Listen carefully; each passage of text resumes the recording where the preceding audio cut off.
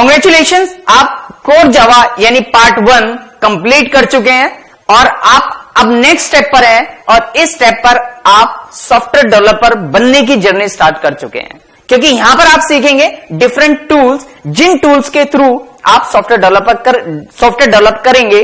साथ में आप देखेंगे कि कैसे हम ग्राफिकल यूजर इंटरफेस दे सकते हैं जिससे यूजर इंटरेक्ट कर पाए। ये सारी चीज यहां पर हम स्टडी करेंगे, राइट। शुरुआत करेंगे, जैसे मैंने बताया, कुछ टूल सीखेंगे, जैसे एक्लिप्स के बारे में बात करेंगे, जैसे नेटबीन्स के बारे में बात करेंगे। ये एक्लिप्स और नेटबीन्स क्या है? बेसिकली ये है आईडीई मतलब इंटीग्रेटेड डेवलपमेंट एनवायरनमेंट, जो आपके काम को बहुत आसान बना देते हैं। कभी भी जब आप real kind of software develop करते हैं तो ऐसा नहीं है कि आप उन्हें नोटपैड पे बनाते हैं। ज्यादातर सॉफ्टवेयर डेवलपर कोई आईडीई यूज कर रहे होंगे। ये आईडीई क्या करते हैं? ये आपके टास्क को बहुत आसान बना देते हैं। जैसे कि अगर आपने कोई ऑब्जेक्ट बनाया, उसका रेफरेंस वेरिएबल लिख करके जैसे ही आप डॉट प्रेस करते हैं तो ये सारे मेथड की आपको लिस्ट दिखा देगा, यानी आपके डेवलपमेंट प्रोसेस को काफी फास्ट कर देता है आईडीई। तो हम सीखेंगे कि किस तरीके से आईडीई पे काम करते हैं। यहां पर एक्लिप्स और नेटबीन्स दोनों पे हम काम करना सीखेंगे। तो शुरुआत करेंगे किससे? एक्लिप्स से। तो अब बात करते हैं कि किस तरीके से आप एक्लिप्स पे वर्क करेंगे। चलिए मूव करते हैं। चलिए शुरुआत करते हैं एक्लिप्स से। एक्लिप्स, जैसा कि हमने देखा कि हमारा आईडी है, यानी इंटीग्रेटेड डेवलपमेंट एनवायरनमेंट। अब इस तरह के टूल्स पे हम काम करेंगे। तो सबसे पहला काम क्या करना है आपने? एक्लिप्स डाउनलोड करके गूगल पर आपने ये लिंक ओपन कर लेना है। फर्स्ट ऑप्शन ही है eclipse ID for Java EE developers. तो जैसे ही आप इस लिंक पे क्लिक करेंगे आपके सामने ये पेज खुल जाएगा। यहां से आप डाउनलोड कर सकते हैं, राइट। जो भी वर्जन आपको डाउनलोड करना है, ये डिफरेंट पैकेजेस है, डिफरेंट रिलीजेस हैं। तो यहां पर जैसे मैंने मार्च डाउनलोड किया हुआ है, जैसे यहां पर आप क्लिक करेंगे तो ये डाउनलोड होना स्टार्ट हो जाएगा और मैंने ऑलरेडी ये डाउनलोड करके रखा हुआ है। जैसे ही आप डाउनलोड करेंगे ये इस तरीके से जिप फाइल में आपको दिखाई देगा। आप इसे राइट क्लिक करके और क्या कर सकते हैं, यहां से एक्सट्रैक्ट कर सकते हैं, एक्सट्रैक्ट टू दिस। और जब आप एक्सट्रैक्ट कर लेंगे तो आपके सामने इस तरीके से जहां पर भी आपने एक्सट्रैक्ट किया होगा इस फोल्डर में ये पूरे डाउनलोड हो जाएगा, एक्सट्रैक्ट हो जाएगा। एक्सट्रैक्ट होने के बाद ये वाली जो फाइल है eclipse.exe, आपने इसके ऊपर डबल क्लिक करना है। आप चाहें तो राइट क्लिक करके इसका शॉर्टकट भी बना सकते हैं डेस्कटॉप पर, बट अभी मैं यहीं से रन करूंगा। जैसे ही आप इस पे डबल क्लिक करेंगे ये आपसे पूछेगा कि वर्क स्पेस क्या रखना है आपने। वर्क स्पेस यानी जहां पर आप अपने सारे प्रोजेक्ट्स बनाने वाले हैं, राइट। तो मैंने यहां पर इसका नाम रख दिया, क्या नाम रखें? इसका नाम रख दिया मैंने GUI। क्या रख दिया? मैंने इसका नाम रखा GUI टेस्ट। GUI टेस्ट नाम से मैंने ये वर्क स्पेस बनाया। वर्क स्पेस मतलब जहां पर आप बाकी सारे प्रोजेक्ट्स बनाने वाले हैं। लिखने के बाद ओके प्रेस करें। ओके प्रेस होने के बाद ये थोड़ा सा टाइम लेगा स्टार्ट होने में और उसके बाद ये आपको एक वेलकम स्क्रीन देगा।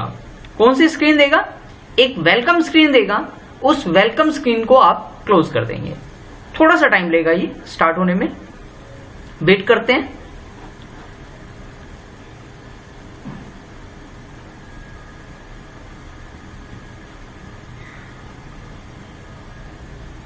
यस, ये देखिए,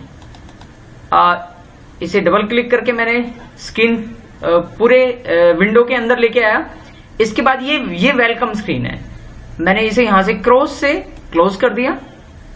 इसके बाद ये स्क्रीन मेरे सामने अपीयर हुई।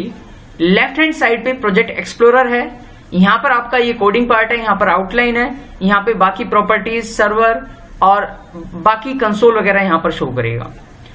आप प्रोजेक्ट एक्सप्लोरर पे हैं, यहां पर राइट क्लिक करके आप क्या कर सकते हैं? प्रोजेक्ट बना सकते हैं यहां पर, राइट। कई बार इनमें से कोई विंडो आपकी गायब हो जाती है या गलती से क्लोज हो जाती है, तो विंडो से जाकर के शो व्यू पे जाकर के आप यहां से ओपन कर सकते हैं, राइट।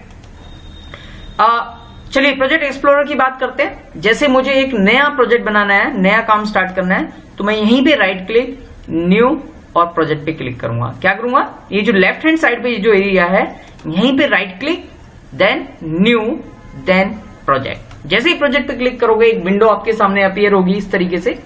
यहां पर हमें कौन सा प्रोजेक्ट बनाना है? हमें बनाना है जावा प्रोजेक्ट। तो जावा प्रोजेक्ट को सिलेक्ट कर लो यहां से और उसके बाद यस, नेक्स्ट पे क्लिक करेंगे।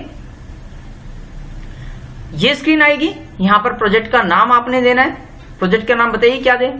यहां पे मैंने प्रोजेक्ट का नाम दे दिया टेस्ट, और उसके बाद क्या करें, इसे कर देते हैं फिनिश। फिनिश करेंगे और ये आपको मैसेज देगा, do you want to open this perspective now. Yes कर दो।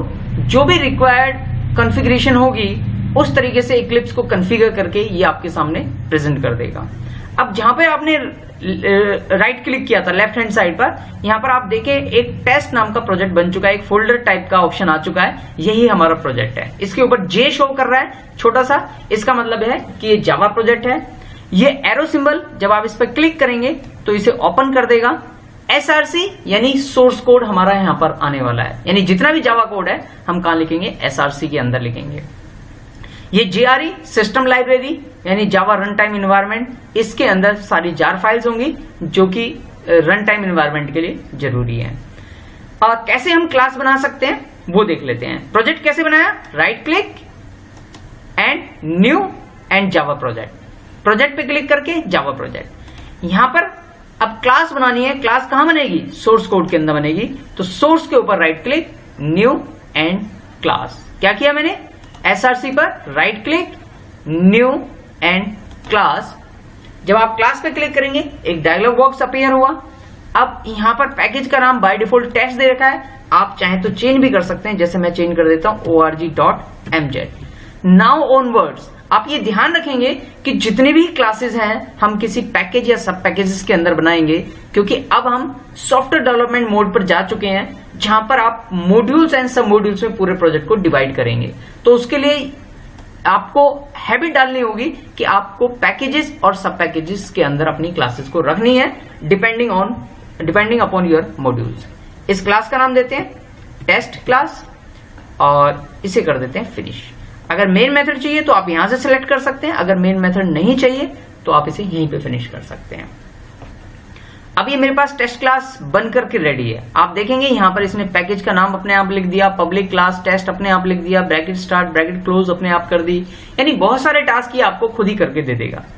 अब कैसे रन करेंगे इसे, रन करने के लिए आपको क्या करना है, क्लास पे राइट क्लिक करना है, इसके अंदर रन एज ऑप्शन है और रन एज के अंदर यहां पर होगा जावा एप्लीकेशन। यहां पर अभी नहीं दिखा रहा जावा एप्लीकेशन, रीजन बीइंग क्योंकि अभी इस क्लास के अंदर मेन मेथड नहीं है। जैसे ही मेन मेथड होगा तो वहां पर ऑप्शन भी दिखाएगा जावा एप्लीकेशन का, राइट। चलिए मेन मेथड लिख देते हैं, या तो आप खुद लिख दीजिए या फिर जैसे मैंने बताया क्लास बनाते वक्त भी आप ऑप्शन सिलेक्ट कर सकते हैं। अब क्योंकि उस वक्त हमने सिलेक्ट नहीं किया, यहां पर अगर मुझे बनाना है तो क्या करेंगे, कंट्रोल और स्पेस बार आप प्रेस करेंगे, कंट्रोल दबा करके रखेंगे और स्पेस बार प्रेस कीजिए, ये कुछ ऑप्शन दिखाएगा। देखिए थोड़ी देर में ऑप्शन दिखाएगा, इसने दिखा दिया ये ऑप्शन। हमें कौन सा चाहिए, मेन मेथड चाहिए, इस पे आप डबल क्लिक कर दीजिए। ये देखिए इसने अपने आप मेन मेथड बना करके दे दिया, राइट। इसके अंदर आपको लिखना है, मान लीजिए कोई स्टेटमेंट लिखनी है system.out.println, तो आप लिखेंगे एस कैपिटल सिस आउट। क्या लिखा आपने, सिस आउट लिखा और कंट्रोल दबा करके स्पेस बार दबा दिया। ये देखिए इसने पूरी लाइन लिख दी आपके लिए। यहां पर आपने लिख दिया टेस्टिंग ... इसे सेव कर दिया। सेव करने के बाद अब रन करना है। रन करने के लिए क्या करें, राइट क्लिक करें, run as run on server, right. Run on server किया, the selection did not contain any resource that can run on server. Okay, हमें सर्वर पर नहीं जावा एप्लीकेशन पे रन करना है, run as Java application, right. इसे select कीजिए, ये देखिए रन हो गया। आप कहेंगे आउटपुट कहां आया, आउटपुट आया इस कंसोल के ऊपर। ये देखिए कंसोल यहां पर प्रिंट कर दिया इसने टेस्टिंग, राइट।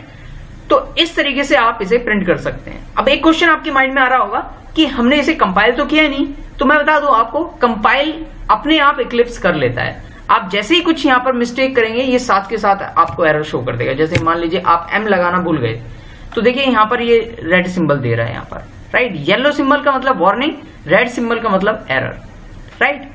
ये कह रहा है SYSTE can not be resolve, क्योंकि इस नाम से कुछ होता ही नहीं है। और यहाँ पे रेड लाइन भी दे रहा है, आप यहाँ पे जाकर के ठीक कर सकते हैं। अगर आप यहाँ पर क्लिक करेंगे तो हो सकता है ये कुछ ऑप्शन भी दे दें। जब आप इस पे राइट क्लिक करेंगे इसके ऊपर क्लिक करेंगे, डबल क्लिक करेंगे तो हो सकता है ये आपको ऑप्शन भी दे दे कि आप इसे किस में फिक्स करना चाहते हैं, बट अभी कोई वैलिड इसने सॉल्यूशन नहीं दिया तो हम क्या करेंगे, हम अभी यहां पर खुद ही सॉल्यूशन देंगे सिस्टम लिख करके, राइट। तो ये आपने इक्लिप्स का फर्स्ट प्रोग्राम रन किया, कॉन्ग्रेचुलेशंस। अब आगे चैलेंज की बारी, राइट। चलिए अब आगे मूव करते हैं।